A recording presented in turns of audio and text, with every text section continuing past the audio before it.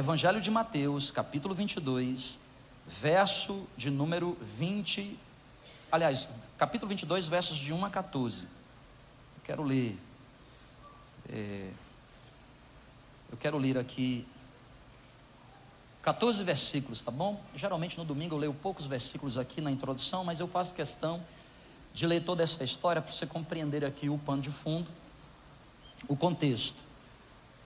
Mateus 22, verso 1 diz assim: Jesus lhes falou novamente por parábolas, dizendo: o reino dos céus é como um rei que preparou uma festa de casamento para o seu filho. Enviou os seus servos aos que tinham sido convidados para a festa de casamento, dizendo-lhes que viessem. Mas eles não quiseram vir. Novamente, enviou outros servos e disse: digam aos que foram convidados que preparei o meu banquete. Os meus bois e os meus novilhos gordos foram abatidos, a festa está pronta, tudo está preparado. Tudo está o que, gente, aqui dizendo? Preparado. Venham para a festa de casamento. Eles, porém, não lhes deram atenção e saíram, um para o seu campo, outro para os seus próprios negócios. Os restantes agarraram os servos daquele rei, maltrataram-nos e os mataram. O rei ficou irado e, enviando o seu exército, destruiu aqueles assassinos e queimou a cidade deles. Então disse aos seus servos: a festa do casamento está pronta, está tudo pronto, mas os meus convidados não eram dignos. Vão às esquinas e convidem para a festa de casamento todos, eu repito, todos os que vocês encontrarem. Então os servos saíram pelas ruas e reuniram todas as pessoas que puderam encontrar. Gente boa e gente o quê? Má. Gente boa e gente... por favor, pergunta para quem está perto de você. Diga assim: ô, irmão, você é gente boa ou é gente má? Só para eu saber.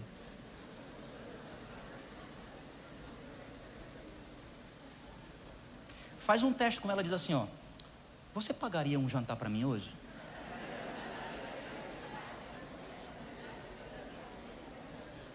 Já dá para descobrir que você é gente boa ou não.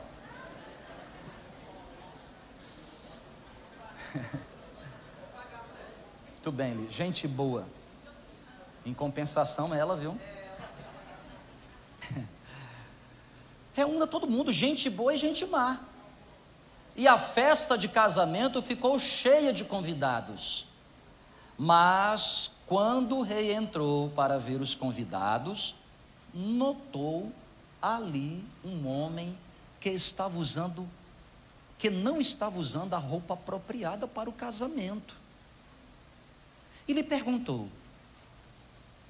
meu amigo, como é que você entrou aqui sem a roupa apropriada para o casamento, sem vestes nupciais? O homem ficou sem palavras. Então disse o rei aos seus servos, aos que serviam: amarrem-lhe as mãos e os pés e lancem-no fora, nas trevas. Ali haverá choro e ranger de dentes. É nesse contexto que Jesus usa essas palavras que nós muito conhecemos. Vamos ler juntos esse versículo 14? Vamos lá no 3? 1, 2, 3. Pois...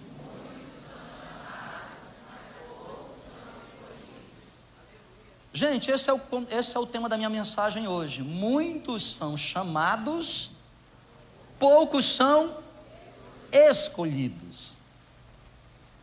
O texto não coloca essas, não destaca escolhidos, mas eu quero chamar a sua atenção, porque muitas vezes nós interpretamos errado esse texto. Muitos acham que assim, não é porque Jesus preferiu uns e não preferiu outros, aceitou uns e rejeitou outros. Não é sobre isso. Essa parábola de Jesus é o que a gente chama de parábola, é uma das parábolas escatológicas, portanto fala sobre nossa ida aos céus. O rei, Deus, o casamento. A Bíblia deixa muito claro que Cristo casará com a igreja é a noiva de Cristo, o Senhor vai casar. A Bíblia deixa muito claro em Apocalipse que haverá um casamento nos céus, haverá um matrimônio, uma noite nupcial, um banquete que já está preparado. E o rei enviou convidados. Desde a antiguidade, pessoas têm sido convidadas. Primeiro ele enviou os convidados, os servos para convidarem os que eram dignos, mas eles disseram: nós não vamos. Uns disseram que ia tomar conta da sua própria vida, dos seus negócios, outros não deram nem bola. O rei envia novos convidados, aliás, novos servos para chamar esses mesmos convidados. E a situação se agrava ao ponto de aquelas pessoas ficarem chateadas e não só maltratarem, mas matarem. E é o que aconteceu. Quantos profetas foram enviados em nome de Deus? Quantos apóstolos perderam a vida em nome de Deus? Quantas pessoas ao longo da história convidando gente para acessar aos céus, porque tudo está preparado. Tudo está o quê? Preparado. Mas o texto diz que os convidados não eram dignos. Veio para os que eram seus, mas os seus não o receberam. Mas a todos quanto o receberam, deu-lhes o poder de serem feitos filhos de Deus, a saber, os que creem em seu nome. Esses são os que estão alistados. E diz o texto que nesse convite, os servos juntaram todo tipo de gente. Gente boa, gente má, gente que paga jantar para os outros, gente que não paga. De todo cada tipo de gente, juntou. Mas havia um convidado diferente, que o rei observou e disse: mas o que você está fazendo aqui? Porque ele não tinha roupas apropriadas, ele não tinha roupas nupciais.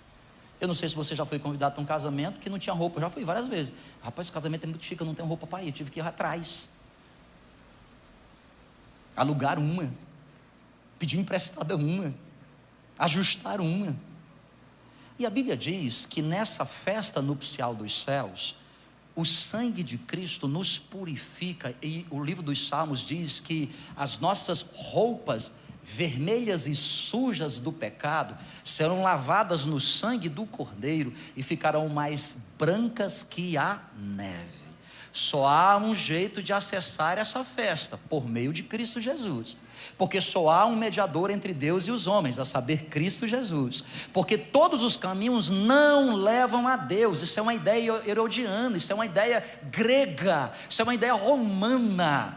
Não, só há um caminho que leva a Deus. Jesus é o caminho, Jesus é a verdade e Jesus é a vida. Ninguém virá ao Pai se não for por Jesus. Não é sobre religião, não é sobre filosofia, é sobre entender o plano da salvação, de que Cristo é o próprio Deus. Ele é a imagem do Deus invisível, primogênito de toda a criação. É nesse contexto que Jesus diz: muitos são chamados e poucos são escolhidos. Mas não é que Deus rejeita alguns. Por quê? Olha o que diz Atos dos Apóstolos, capítulo 10, verso 34. Então Pedro falou dizendo: reconheço por verdade que Deus não faz acepção de pessoas. João 3,16, porque Deus amou ao mundo de tal maneira, Deus amou ao mundo, todas as pessoas. 1 Timóteo capítulo 2, verso 4 diz: Ele, o Senhor, deseja que todos os homens se salvem. Todos. Então o texto, quando diz muitos são chamados e poucos são escolhidos, pode ser mais bem traduzido da seguinte maneira: muitos são chamados, alguns aceitam o convite. Muitos são chamados, alguns escolhem. Alguns escolhem. porque não é obrigatória. Você não tem como convidar as pessoas para uma festa e ser obrigatório. Se você não for, vai... Não, é convite. E cada um pode ou não querer aceitar esse convite. Por isso o texto é: muitos são chamados. Muitos são chamados, muitos são chamados, muitos.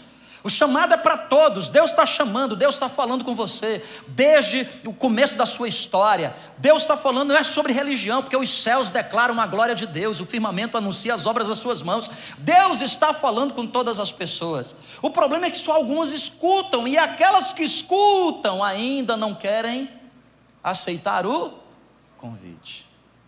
Mas eu acredito que nessa noite aqui tem um povo que já aceitou o convite e está indo comigo para o céu. Quem vai para o céu, diga glória a Deus. Eu estou indo para o céu. Eu estou indo, eu espero que você vá junto, que a gente se encontre lá. Amém? Eu espero que a gente vá lá. Se bem que tem uns cristãos que estão intrigados com outros, e quando chegar no céu ele vai dizer assim: ô Jesus, onde é que o João está? Por quê? Eu quero saber, se ele está no norte eu vou para o sul. Dizem que é São Pedro que está lá na porta, né? Mas esse aí nem vai chegar lá. Muitos são chamados, alguns escolhem estar lá. Por isso, diante dessa série de mensagens que a gente está falando aqui sobre comportamento cristão, vida cristã, sobre ser discípulo, hoje eu quero responder a uma pergunta: como identificar alguém que foi escolhido? Como identificar alguém que aceitou o convite?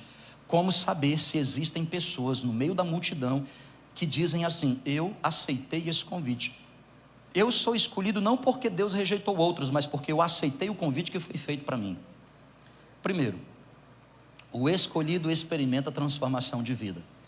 A primeira marca de alguém que está alistado nesse famoso livro da vida, que a Bíblia nos ensina, os nossos nomes escritos nesse livro da vida, a primeira evidência de alguém que realmente aceitou o convite de Cristo é essa pessoa experimenta transformação de vida.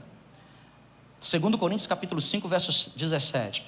Assim, se alguém está em Cristo, nova criatura é. As coisas velhas já passaram, e eis que tudo se fez novo.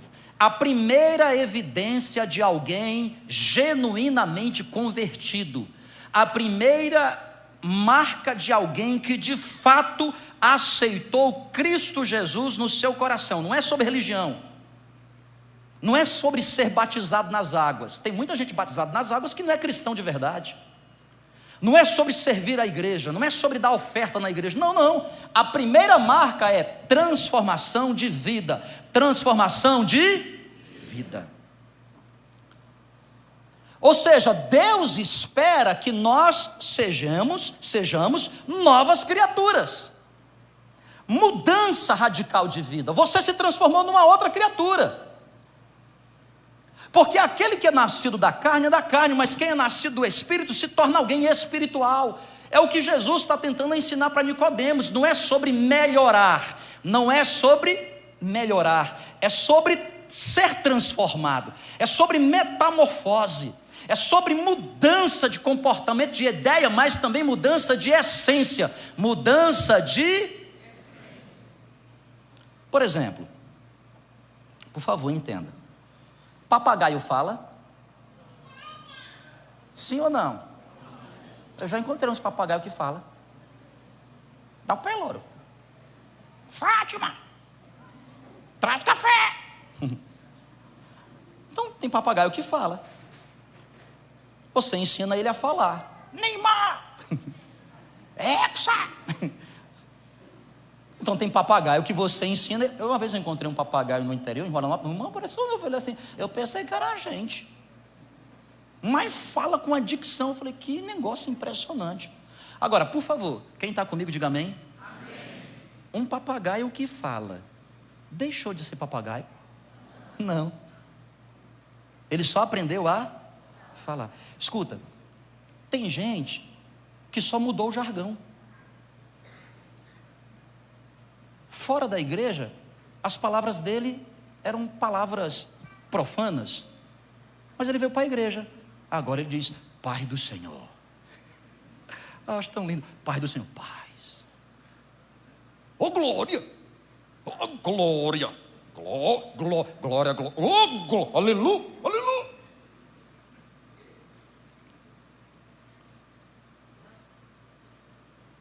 Mas nem todo mundo que fala palavras do vocabulário evangélico mudou de vida. Quem está entendendo o que eu estou dizendo? Por exemplo, eu já dei esse exemplo aqui na igreja. Se você pegar um cachorro, um cão, por natureza, se move pelos seus instintos, ele faz bagunça, faz xixi onde quer, pega a chinela das pessoas e sai mordendo. Quem já teve um cachorrinho assim que pega e baba em tudo? Mas você pode adestrar. Pode ou não pode adestrar? Pode. Um bicho, irmão, presta atenção. Uma vez eu fui numa casa que tinha um cachorro, irmão, mas um cachorro mais educado que eu. Eu falei assim, meu Deus do céu, eu preciso aprender. Ele fazia xixi com tanta elegância que até hoje eu não aprendi. Que a Kelly falou assim, Jean. Mas por favor entenda, um cachorro adestrado, ele deixou de ser cachorro? Não. Ele só melhorou. Ele só ficou comportado. Quem está entendendo o que eu estou dizendo? Escuta, presta atenção. Deus não está esperando que você melhore. Deus espera que você seja transformado. É nova criatura. Tem gente que chega para mim e fala, ei pastor, não estou mais bebendo todas, hein? Eita, não estou bebendo mais todas, só umas. Melhorou ou não melhorou? Melhorou, porque antes o cara nem dirigia. Melhorou. Melhorou ou não melhorou? Mas continua fazendo a mesma coisa. Quem está entendendo o que eu estou dizendo? E não é só melhora. Por favor, entenda. Né?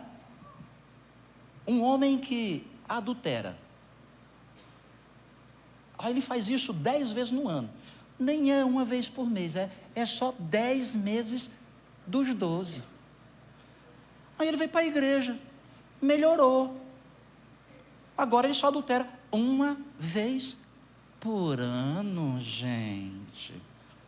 Aí pergunta para a esposa dele, e aí irmã, fulano melhorou? Ei pastor, levava chifre toda semana. Agora é só uma vez no... Você acha que ela vai contar o testemunho assim? Gente, eu tenho um testemunho para contar. Meu marido me chifrava. Eita gente, mas agora é só uma vez por ano. Faz sentido isso?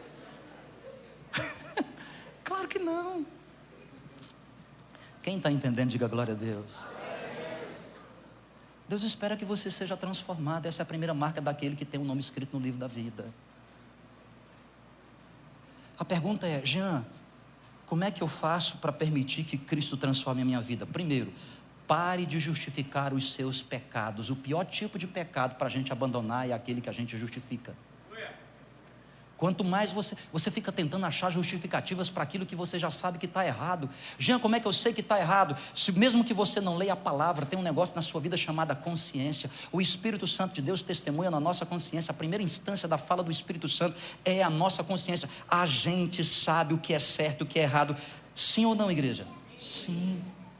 Segundo, como é que eu faço para Jesus transformar a minha vida? Primeiro, pare de justificar. Segundo, busque ajuda. Busque o quê? Porque existem coisas na nossa vida que a gente se cura sozinho, mas há outras que nós precisamos de médico. Dependendo das coisas que eu adquiri, um chazinho em casa resolve. Mas amigo, tem coisas que eu preciso procurar o médico, tem coisas que eu preciso procurar o especialista. Há pessoas que Deus separou para cuidar de você. Busque ajuda, abra seu coração. Ninguém está aqui para te julgar, ninguém está aqui para te criticar, mas nós estamos aqui para ser uma ponte de Deus na tua vida, para que você experimente transformação genuína, você seja verdadeiramente uma nova criatura. E a terceira dica que eu te dou, achegue-se ao trono da graça. Porque há coisas na nossa vida que ninguém pode mudar. O psicólogo não muda o nosso comportamento, a terapia não muda as nossas ideias, o pastor não tem poder para te ajudar, ninguém. Mas se você se achegar ao trono da graça de Deus, como diz o autor aos Hebreus, capítulo 4, verso 16: acheguemo-nos, portanto, confiadamente junto ao trono da graça, a fim de recebermos misericórdia e acharmos graça para socorro em ocasião oportuna. Querido, a graça de Jesus está disponível para mudar a mim e a você. Aquilo que nós não conseguimos, aquilo que nós carregamos há anos, aquilo que nós estamos acostumados, mas aquilo que está nos ferindo e machucando com quem a gente vive, Deus tem poder para nos transformar. Achegue-se ao trono da graça. As coisas mais profundas que houve mudança em mim não foi sobre os conselhos da minha esposa, não foram as minhas filhas me dizendo, foi a graça de Jesus. E, esposa, aprenda uma verdade: tem coisa no seu marido que só Jesus pode mudar. Marido, aprenda uma verdade: tem coisas na sua esposa que só Jesus pode mudar. Por isso essa pessoa precisa se aproximar do trono da graça. Como identificar alguém que foi escolhido e alistado? 2, o escolhido aprende a depender do Espírito Santo. O escolhido aprende a depender do... Gente, quem é o Espírito Santo? Jesus. O Espírito de Jesus é o Espírito Santo. O Espírito de Deus é o Espírito Santo. E nós estamos no período do seu ministério. O ministério da Trindade pode ser dividido em 3 épocas: de Gênesis até o nascimento de Cristo. O Deus Pai, o Deus Todo-Poderoso. O Deus Pai, qual é a primeira expressão que a Bíblia fala para a gente? O Deus Pai. Quem é o Deus Pai? Aquele que nos protege. Um pai, protetor, provedor. Para cada necessidade sua, um nome. Você precisa de provisão? Ele é Jirê. Você precisa de cura? Ele é Rafá. Você precisa de justiça? Ele é Nissi. Ele é El Elohim, o Deus todo. Ele é o Deus para cada área da sua vida, o Deus Pai que te protege como um pai. Mas aí nós temos o ministério de Jesus, Emanuel, um filho nos nasceu. O principado estava sobre os seus ombros, e ele será chamado maravilhoso conselheiro, Pai da eternidade, príncipe da paz. Qual será o seu nome? Emanuel, que quer dizer Deus conosco. Era Deus Pai. Agora ele se aproxima, não é mais só Deus por nós, agora é Deus entre nós, Deus conosco. Ele viveu 33 anos e meio, ele desempenhou o seu ministério, ele comprou a salvação para mim e para você, a graça foi derramada. Ele disse: não fiquem perturbados, não se turbe o vosso coração, credes em Deus, crede também em mim. Na casa de meu pai há muitas moradas, se assim não fosse eu não estaria falando. Quando eu for, eu vou preparar o lugar, e quando eu for, eu vou enviar o Consolador. O Consolador está conosco, é o Espírito Santo de Deus, Espírito Santo da verdade. Deus por nós, Deus Pai, Deus Filho, Deus entre nós. Mas agora não é só mais por nem entre, é Deus em nós. Você tem o Espírito de Deus na sua vida, e a palavra de Deus nos ensina em Romanos capítulo 8, verso 14: pois todos que são guiados pelo Espírito são filhos de Deus. Quem são os escolhidos? Aqueles que decidem ser guiados pelo Espírito Santo de Deus.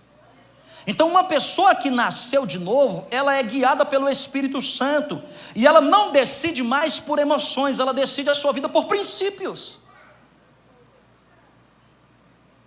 Para de decidir a sua vida por emoções, porque enganoso é o coração do homem, mais do que todas as coisas, quem o conhecerá? Uma vida vitoriosa não pode ser decidida por emoções, precisa ser decidida por princípios. E há regras que nós precisamos respeitar. Quem está entendendo o que eu estou dizendo, gente? Há regras. Querido, no jogo da vida, regras precisam ser respeitadas. Só dá para você vencer se você trilhar as regras. Nós estamos em Copa do Mundo, futebol, pé, bola no pé. Aí o jogador da seleção brasileira resolve pegar a bola com a mão e vou fazer um gol. E ele até faz. Valeu esse gol? Não, porque a regra é o quê? Clara. Não pode pegar com as, a não ser que seja o goleiro. É bola no pé. Tem gente trilhando a vida desse jeito. Eu quero ser feliz no casamento, mas eu não vou respeitar regra nenhuma. Eu vivo do jeito que eu quiser. Tem gente que quer vencer na vida financeira, mas não quer respeitar regras. Eu vou viver, eu vou gastar o quanto. Não é assim, filho. Você precisa respeitar princípios. Princípios são leis. Jean, mas eu não acredito nesse princípio. O princípio não precisa que você acredite nele para ele existir. Ele existe porque existe. É como as leis da ciência. Já pensou as leis da ciência chegar para você e dizer assim, eu só vou existir se você acreditar? Não existe isso, gente. Alguém diz assim, eu não acredito na lei da gravidade. Não acredito, está provado, mas eu não acredito. Então eu vou viver do meu jeito. Então pula do precipício. Você vai ver se vai dar certo. Não.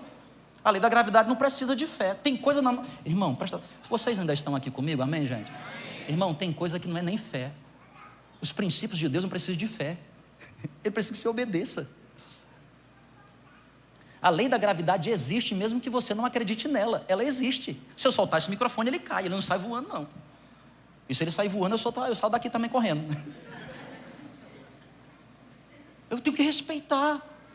Eu quero viver um casamento. Tem regras. Tem ou não tem regra, gente? Tem regra. Por exemplo, já expliquei para vocês a regra do futebol de segunda-feira. Qual é a regra? Você pergunta para sua esposa se você está com vontade de jogar bola. Amanhã é dia de futebol. Eu chego para a Kelly e falei assim, Kelly, tu achas que eu estou com vontade hoje? 99,9% das vezes ela diz, olha, eu tenho certeza que você não está com vontade. Eu ligo para os meus amigos e digo assim, gente, eu não vou porque eu não tenho vontade nenhuma. Eu estou me concentrando para a final. Regra, quem está entendendo o que eu estou dizendo? Regra da vida financeira. Eu quero ficar rico. Tem regra. Começa gastando menos. Nunca conheci uma pessoa rica que gasta mais que o que tem. É engraçado, o pobre gasta mais do que o que tem, o rico não gasta. Aí depois diz, que injustiça, Elon Musk. Tem regra, vida espiritual tem regra. Quem está entendendo, gente? Culto tem regra, essa é a hora de terminar. Tem regra aqui nessa... Nem eu escapo, Alexandre. Então não decida por emoções, decida por princípios. Quem é guiado pelo Espírito Santo não vive pelo que pensa, vive pelo que diz a palavra. Quem é guiado pelo Espírito Santo faz o que o Espírito Santo diz, mesmo que o Espírito Santo o conduza a um deserto, ele não faz o que quer. Quem é guiado pelo Espírito Santo confia em Deus e sabe que Deus está sempre no controle da sua vida, mesmo quando as coisas acontecem que ele não entende, mas ele confia.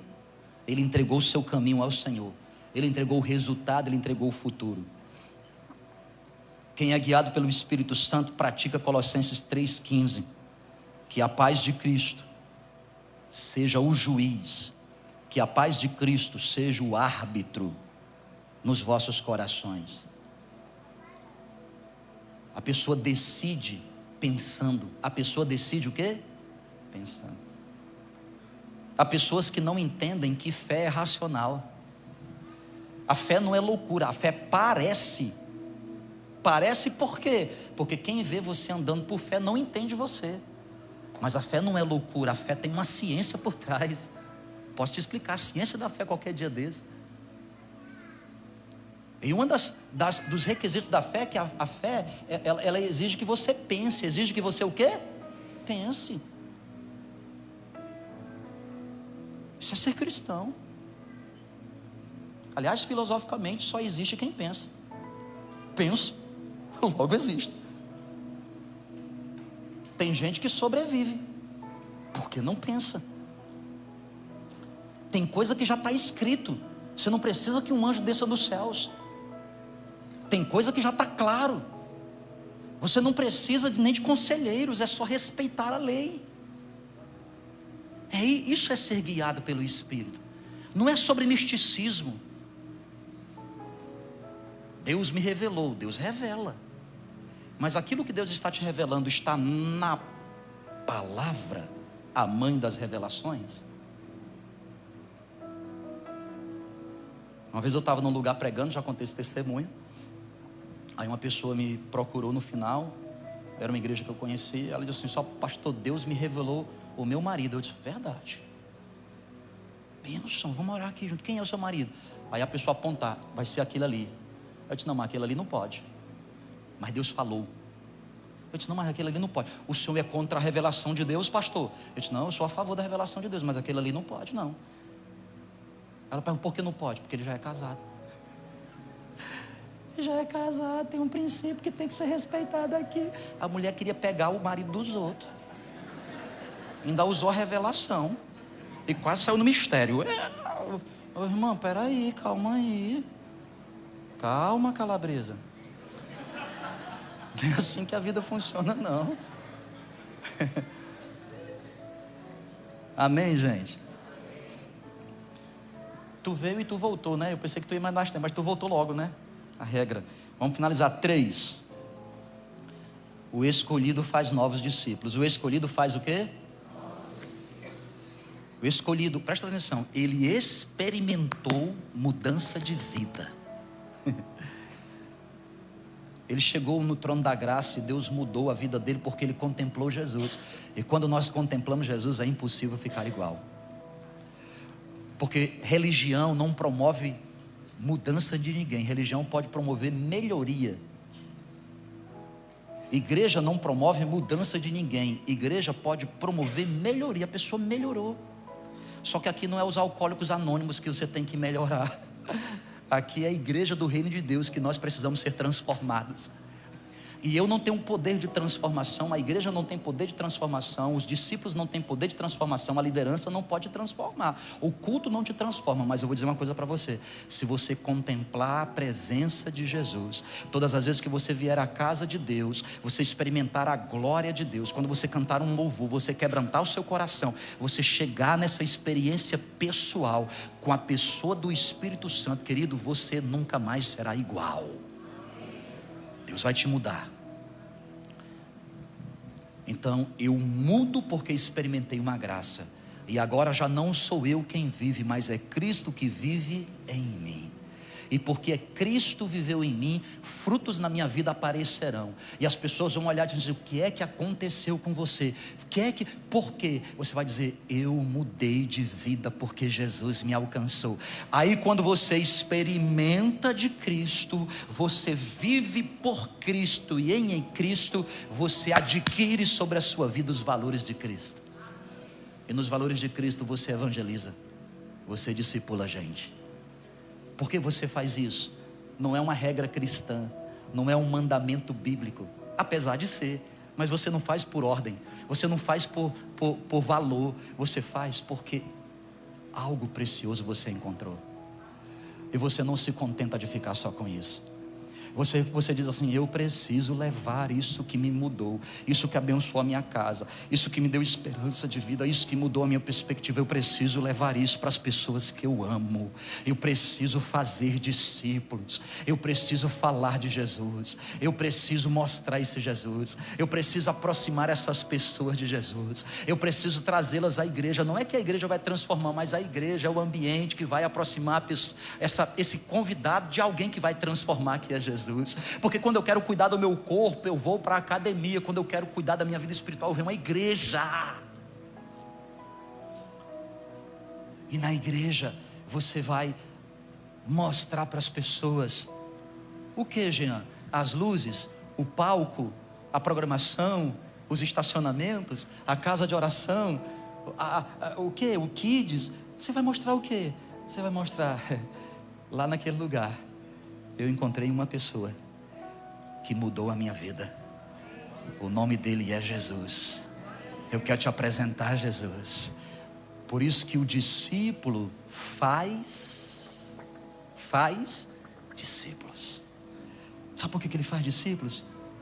Porque obedecer à ordem de Jesus, ide por todo mundo, pregai o evangelho, fazer discípulos, é um prazer para ele, é um privilégio. Ele diz assim: não posso ficar com isso só para mim. Minha maior ambição agora é fazer o nome de Jesus conhecido. Meu maior projeto de vida não é mais a construção da minha casa, a proteção do meu patrimônio, não é mais a constituição da minha família. Todas essas coisas perderam valor. Não é que elas não são importantes, elas continuam sendo importantes, Entretanto, eu encontrei uma pérola maior, uma joia de maior valor. Eu encontrei algo mais precioso. Minha vida vai girar em torno de, eu vou amá-lo acima de todas as coisas, e os valores dele serão impregnados em mim, porque agora eu sou um escolhido. Eu estou indo para o céu, há um banquete preparado para mim, e eu quero arrastar comigo o maior número de pessoas possíveis. Eu sei que Deus vai me conectar com pessoas, nem todas que eu vou convidar vão aceitar, nem todas que eu discipular vão estar lá comigo, mas não importa, porque esse não é o meu papel. O meu papel é falar, o papel do Espírito Santo é convencer, o meu papel é convidar, o papel do Espírito Santo de Deus é convencer, o meu papel é trazer para um ambiente profético, o papel do Espírito Santo de Deus é transformar, o meu papel é aproximar a pessoa de Jesus. Eu não tenho poder para mudá-la, mas o Espírito Santo de Deus tem poder para fazer. Agora posso dizer: sou cristão, sou discípulo, sou escolhido. Muitos foram chamados, eu aceitei o convite, e eu venho nessa noite perguntar para várias pessoas. Eu vou andar nessa segunda-feira, quer seja colocando um telão para poder as pessoas assistir a transmissão de um jogo, quer seja dando aula de ciência na universidade, quer seja carimbando na minha repartição, quer seja usando os meus talentos, eu vou falar, porque não posso guardar para mim esse tesouro. Ele me chamou para falar do amor dele, e ele me constituiu como ministro, como sacerdote. Os seus anjos ele faz vento, mas aos seus ministros labaredas de fogo, e da minha boca sairá a verdade, e da minha boca sairá, porque não sou eu quem fala, é o Espírito Santo de Deus falando através de mim, e eu vou fazer discípulos. Eu vou dizer: ei, eu preciso te apresentar alguém, eu preciso te apresentar uma pessoa. Mudou a minha vida, mudou a minha casa, mudou meu casamento, mudou minha perspectiva. Todas as coisas agora fazem sentido. Não é porque agora eu fiquei religioso, nem porque eu não tenho mais problema, não, eu continuo com outros problemas, mas eu aprendi a andar sobre as águas. Ele me levantou, ele me deu perspectiva de futuro. Agora eu entendo de onde eu venho, o que estou fazendo e para onde irei. Eu sei de onde eu venho, eu sei o que estou fazendo aqui, e eu sei para onde irei. Eu quero convidar você, discípulo de Jesus, você que é discípulo de Jesus, você que entendeu essa palavra, eu quero te convidar a ficar de pé em nome de Jesus.